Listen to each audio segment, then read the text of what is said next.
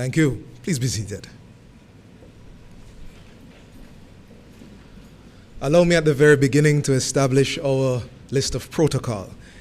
So, Ambassador, the Honorable Audrey Marks, Minister of Efficiency, Innovation and Digital Transformation, Mr. St. Patrice Ennis, the President of the JCTU, Financial Secretary Darlene Morrison, Ministry of Finance and the Public Service, all permanent secretaries present, heads of agencies present, leadership and members of the trade unions present, all representatives from various ministries and associations. Ladies and gentlemen, which is everybody, good morning. Good morning. So we're here for the launch, and the minister tells me it is the formal launch of the implementation of the flexible work arrangement within the public sector. My name is Theodore Henry. I'll be your guide through these next few moments of the launch, and assisting us as well is Antoinette Aiken, who is assisting us with sign language interpretation. So we're here for this launch of the implementation of the flexible work arrangement in the public sector. Now, I could start the welcome and the opening remarks by talking about the Flexible Work Arrangements Miscellaneous Act 2014 or the Staff Orders for the Public Service 2004, both of which are very crucial things. But instead, if you'll allow me just a few seconds to paint a case study in why this is so good. Imagine with me. Well, I like you. Imagine with me. It's September morning. You don't have any children, or you have children and they're no longer in the house. They're not going to school for 7:30, but work for you starts at 8. And so, what sort of morning are you going to be having? I'll tell you the kind of morning that I am having. I am groaning to put on the jacket. I am grumbling to press the shirt. Not because I hate my job, but because I hate what is between me and the job. So we're wrestling with all this traffic, all this congestion, all this drama. But something like our flexible work arrangement within the public sector solves that for a great many people. And I'm sure the minister will speak more to the different modalities of the flexible work arrangement. But make no mistake, ladies and gentlemen, what we are here to launch is at least one step, one significant step in the transformation in how Jamaica works.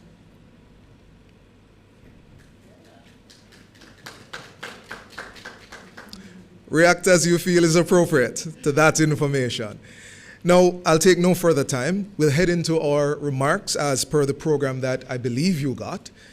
Our first remarks will be by Mr. St. Patrice Ennis, the President of the Jamaica Confederation of Trade Unions. As you worked out the little clap a while ago, work it out again and welcome him, please.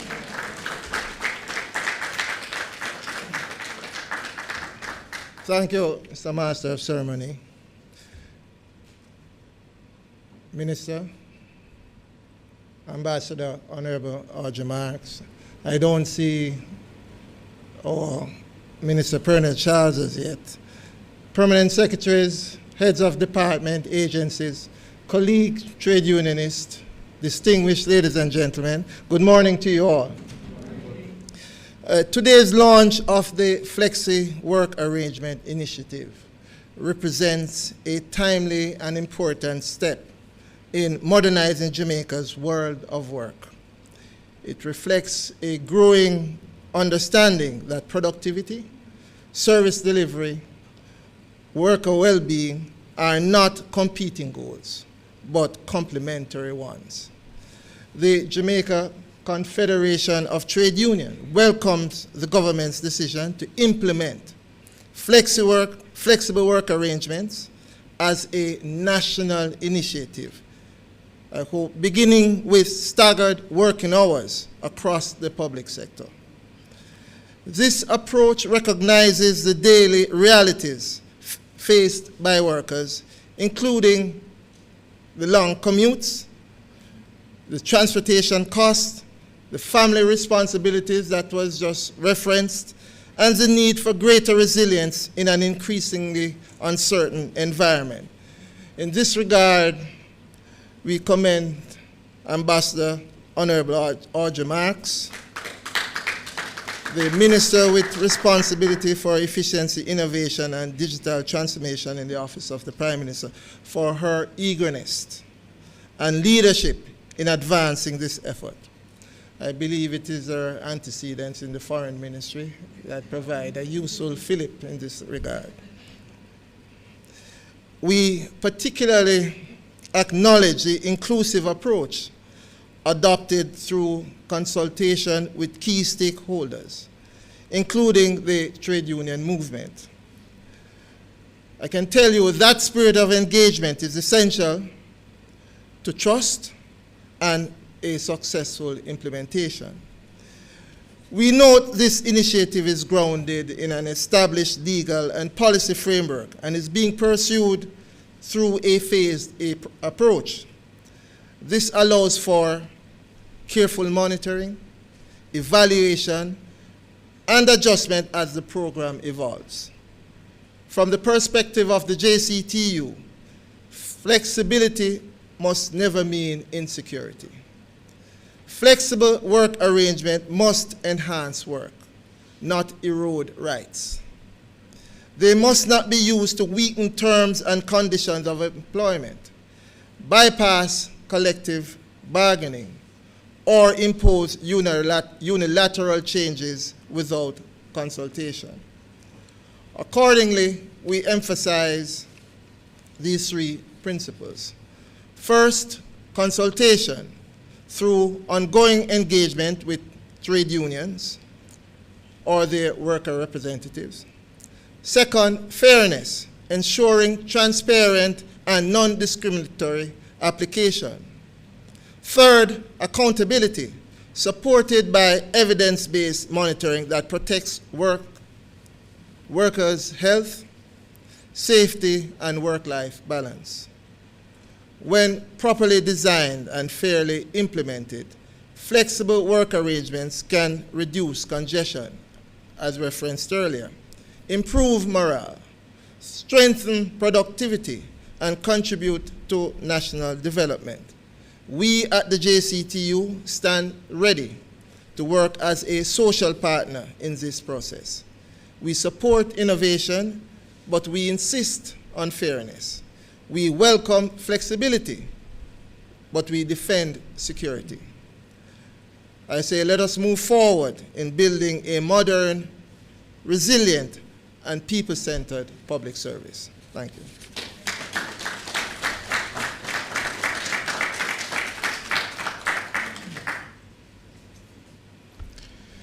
Thank you, Mr. St. Patrice Ennis. That is the President of the Jamaica Confederation of Trade Unions. I note from your comments, sir, that you underline the spirit of engagement.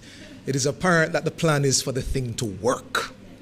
So we talk to the people who it involves. Wonderful. Now, before we go on to the main address, let me let you know that there is a question and answer segment right after the main address. Now, we don't want this to be dead air, so while you give 92.35% of your attention to the main address, save that little piece to just formulate your questions as the minister tackles them. Now, for our main address, please welcome and help me welcome Ambassador the Honorable Audrey Marks, our Minister of Efficiency, Innovation, and Digital Transformation.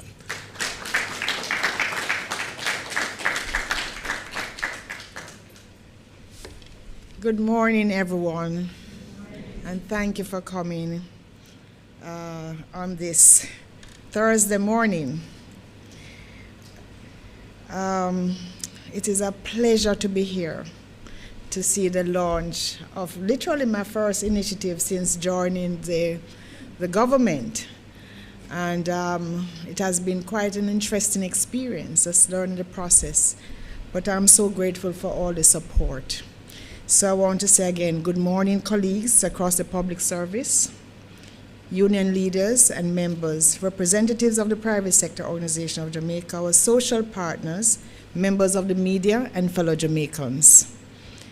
Thank you for those encouraging words Mr. St. Patrice Ellis. You know, Patrice is my middle name.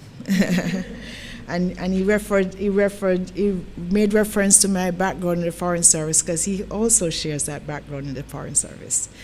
And so it has been really good to work with so many different persons to get to today's launch of the flexible work arrangements as a national initiative.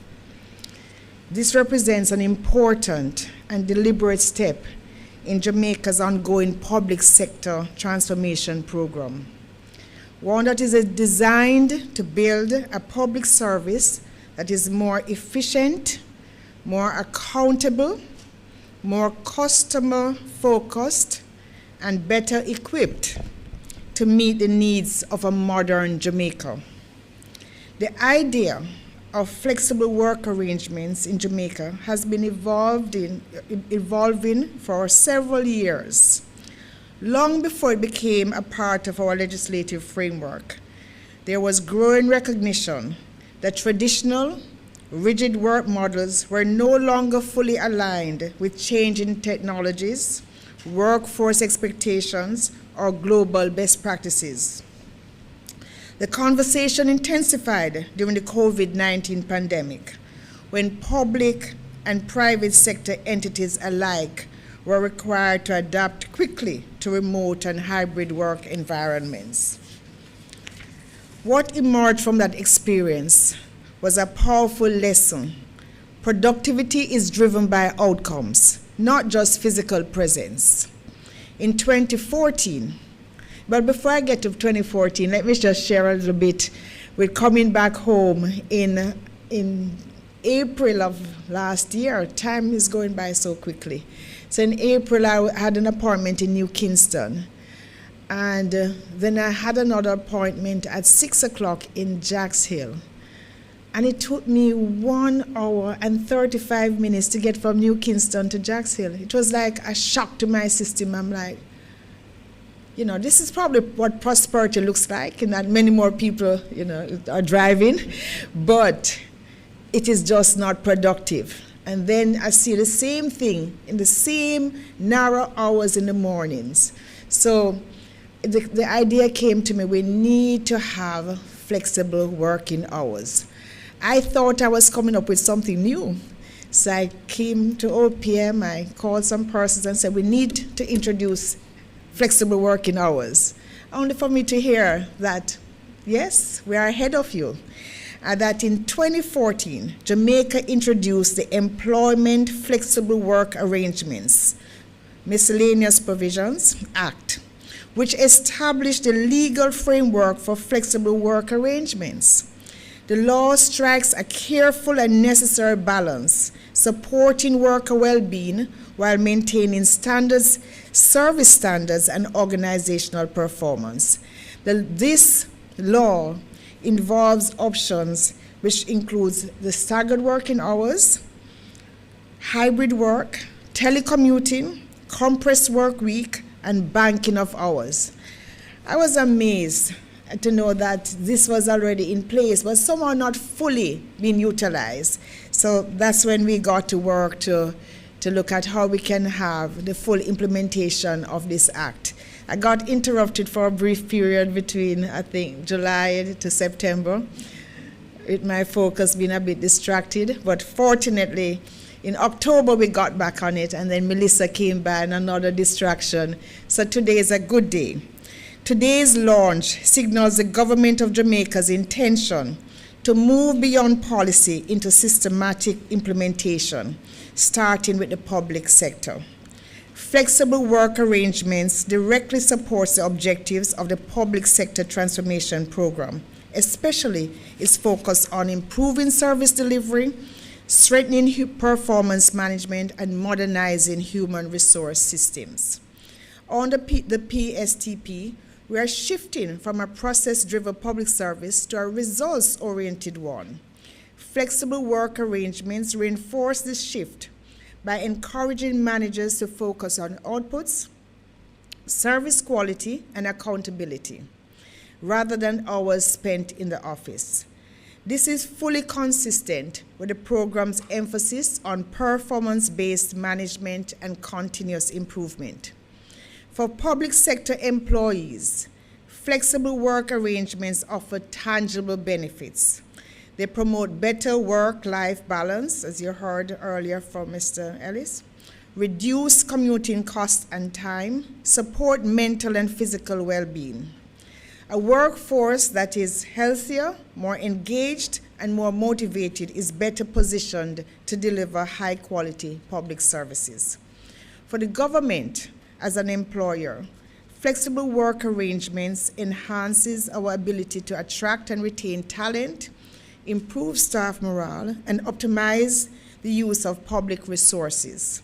It also allows ministries, departments, and agencies to optimize use of physical and human resources while maintaining or improving productivity, and efficiency, which is central to my mission in government, and also service delivery.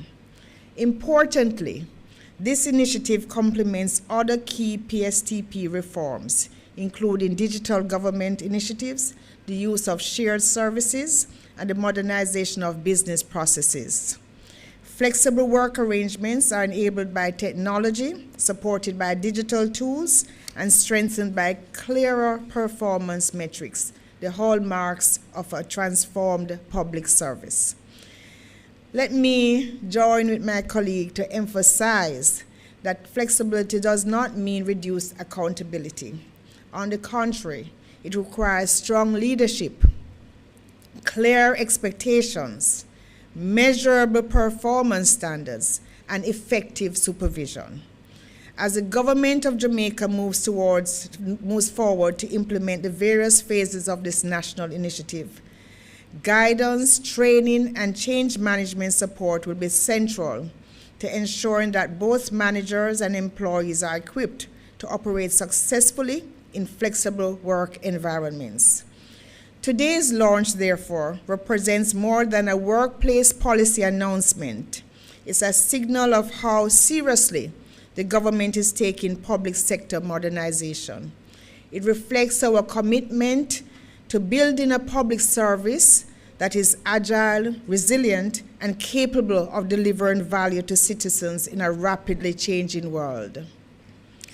To ensure the success of this initiative, as the Minister responsible for efficiency, innovation, and digital transformation in the Office of the Prime Minister, I engaged in a number of consultations. And I want to just pause to say thank you.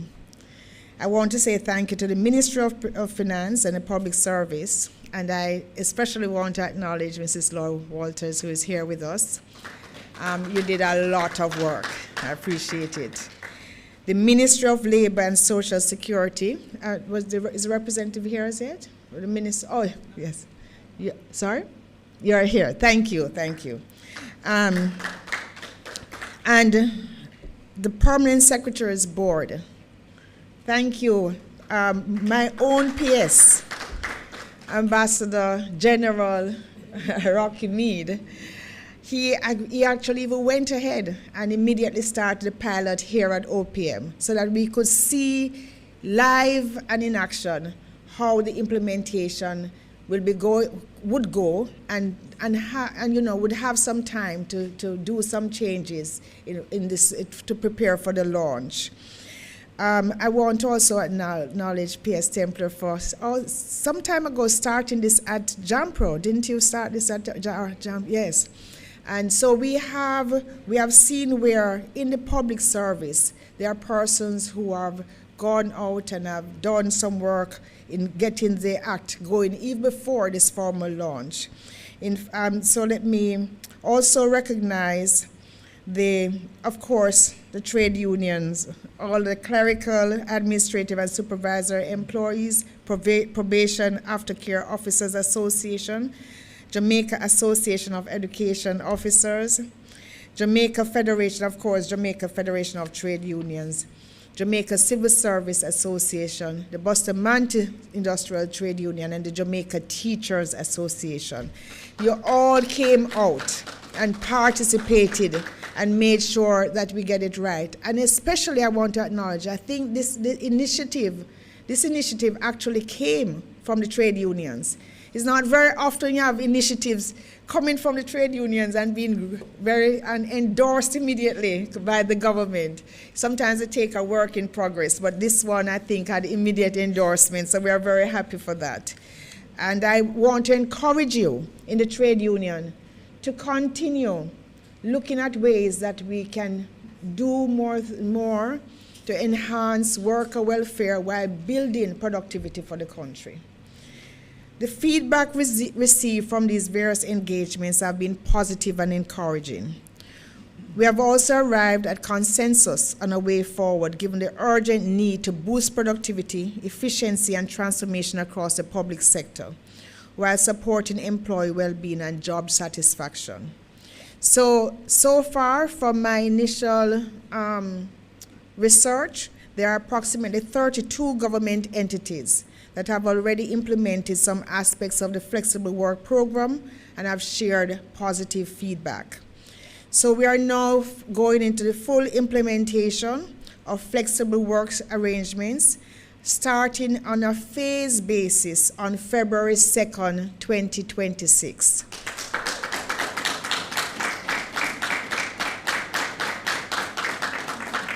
This phase will commence with staggered working hours. I wish to highlight that traditional working hours, 8:30 to 5 p.m. in the public sector, will remain available to all employees. The implementation of staggered working hours is not mandatory. However, it is strongly encouraged, and given the nature of employees' duties, staggered working hours may not be available to all categories of staff. But where there is flexibility, the government entities are encouraged to implement flexible working arrangements. And those that have implemented it before will, of course, continue.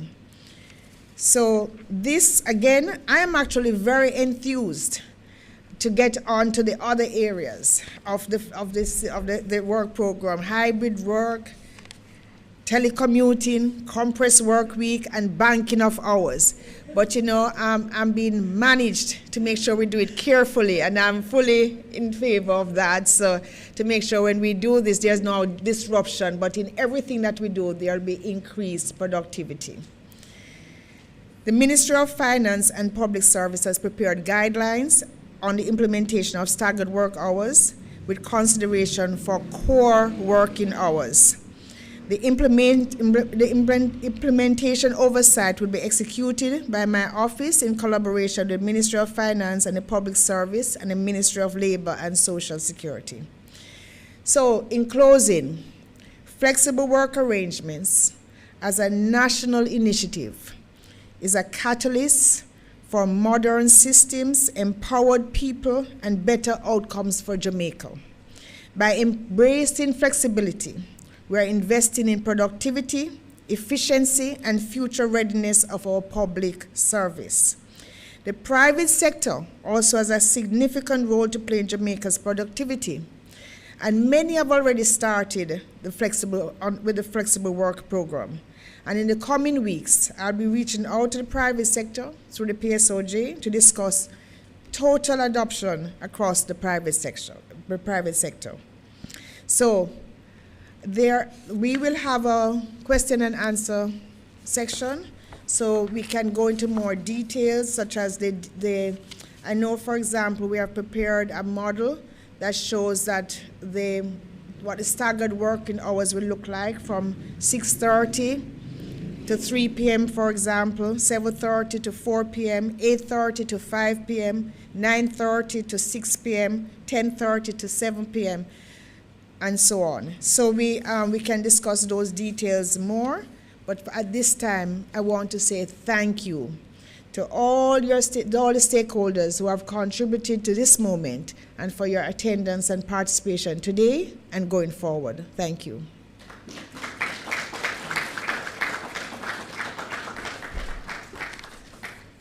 Thank you, Mr. MC. And thank you, Minister, for your work and your enthusiasm Not just for phase one, but to get past phase one. Did you hear the minister say she's excited about the other phases?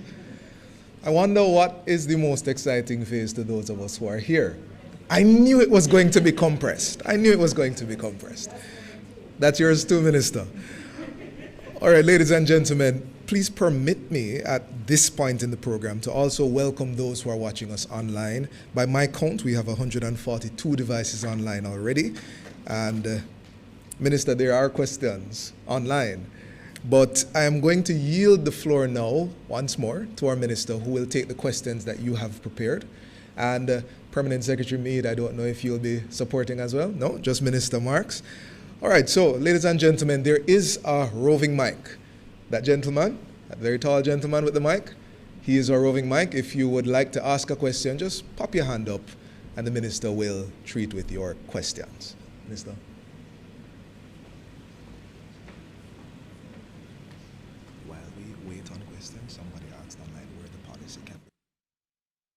So, I'm very well supported today by my Permanent Secretary Rocky Meade, the president of the various presidents of the Civil Service Associations. I may call on you depending on the questions that I ask, and of course representatives from Mrs. Walters from the Ministry of Finance and representatives from the Ministry of Labor and Social Services.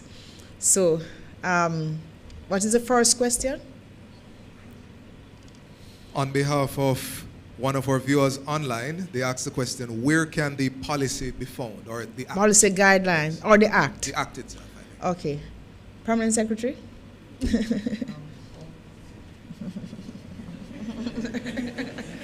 Thank you. Sorry. Many of you thought you were invited for your good looks. It's really to support. No. That's fine, Minister.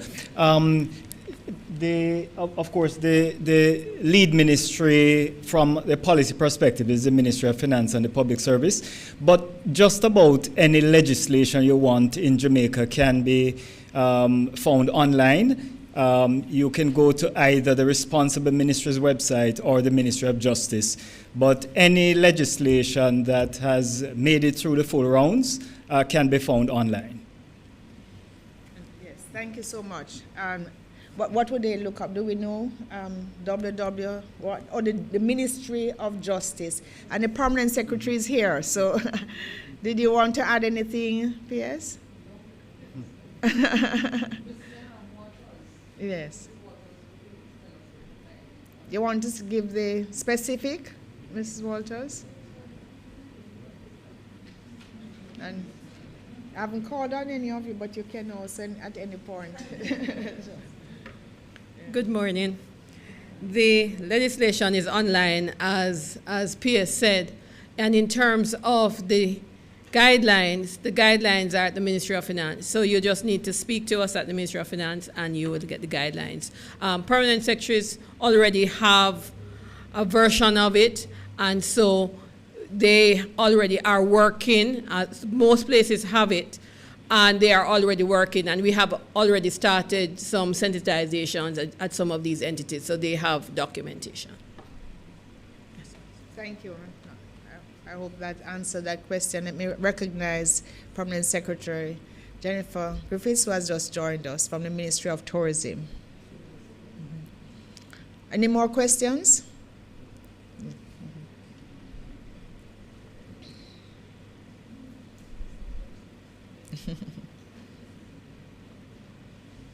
Hi, Minister. Hello, everyone.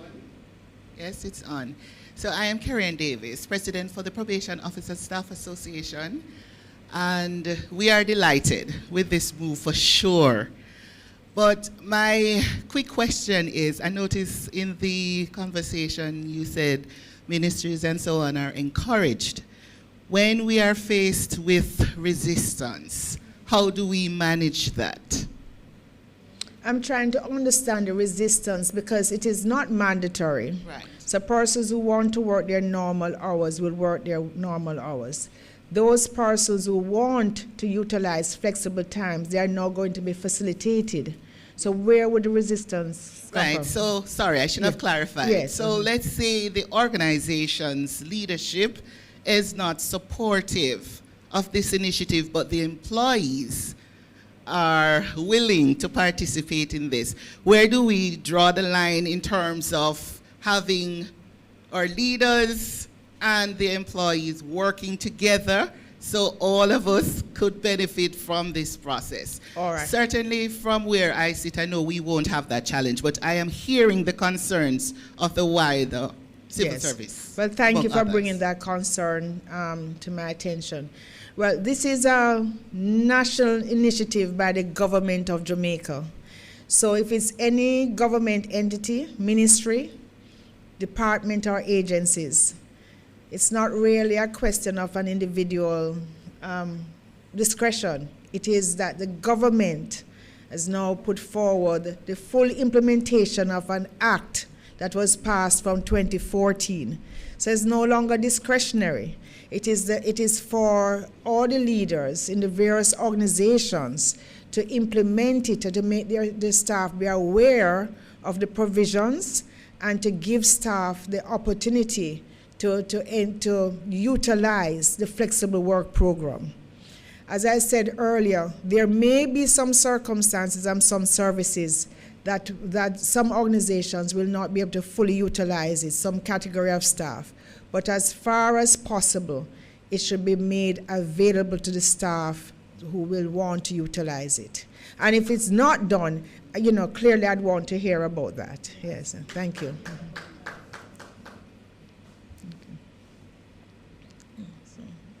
Is another from online? Oh, okay, all right. Any more questions? No? Oh, this was a good one. This is a non-controversial topic. We are all aligned. So again, I just want to say thank you.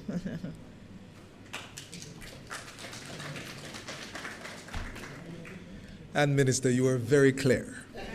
You were very clear. All right, ladies and gentlemen, on that note, the next item on your program are the closing remarks, and they are this.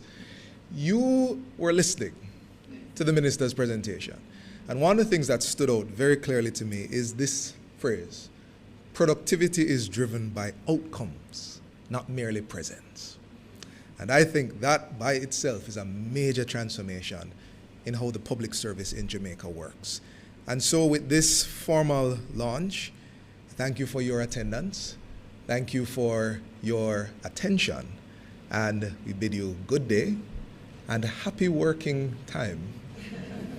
As we roll out starting in February, staggered working hours, and February 2nd, staggered working hours, and the parts that you are all excited about, we listen out for the minister to announce when those come on stream. Ladies and gentlemen, good morning.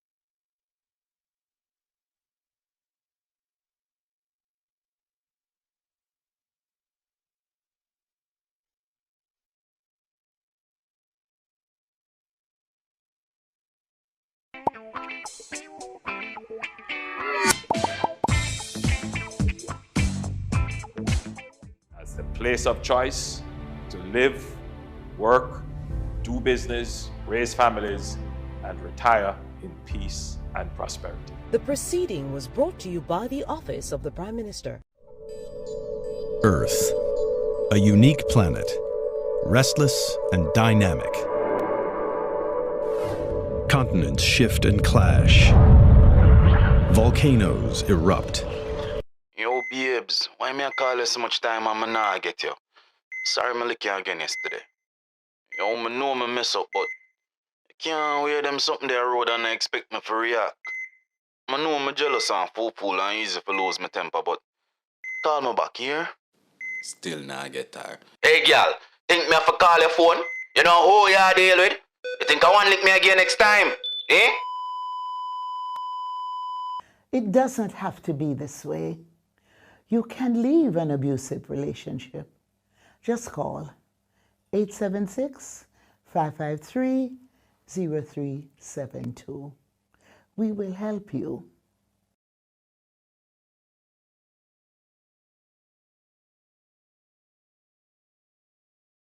As men, we're told we're strong, resilient, able to handle anything.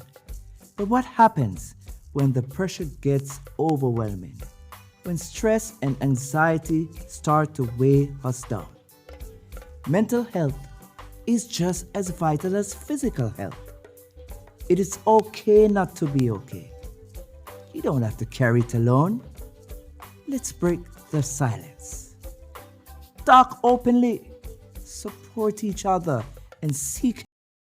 Something good gonna happen in this year. Jamaica, coming out and join the reggae music fraternity led by the Honorable Olivia Grange, Minister of Culture, for the annual Reggae Month Church Service, Sunday, February 1 at Fellowship Tabernacle, Pembroke Hall, Kingston, starting at 9 a.m. Immersed in the pulsating rhythms of roots rock reggae music, and PBCJ will be there to provide live coverage. Join us and be blessed.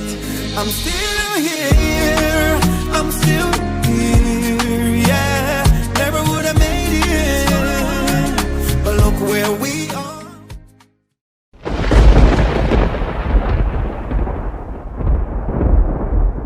When the storm rages and the world feels shaken, remember, our strength lies in unity.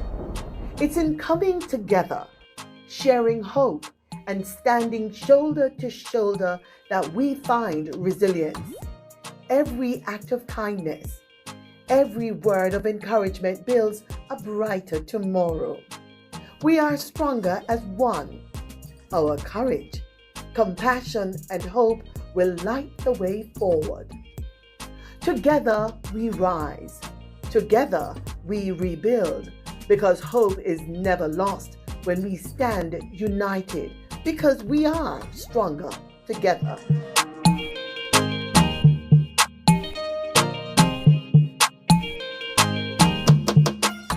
Early, it is more like afternoon. Didn't I tell you on Spanner from yesterday that I'm expecting a very important customer? Yes, sir. So what are you trying to do?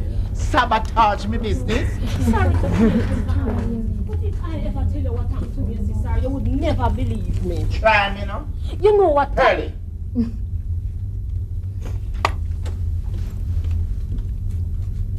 Tidy up the place. Mr. Adam, you know what time I get up out of my bed this morning, sir? No.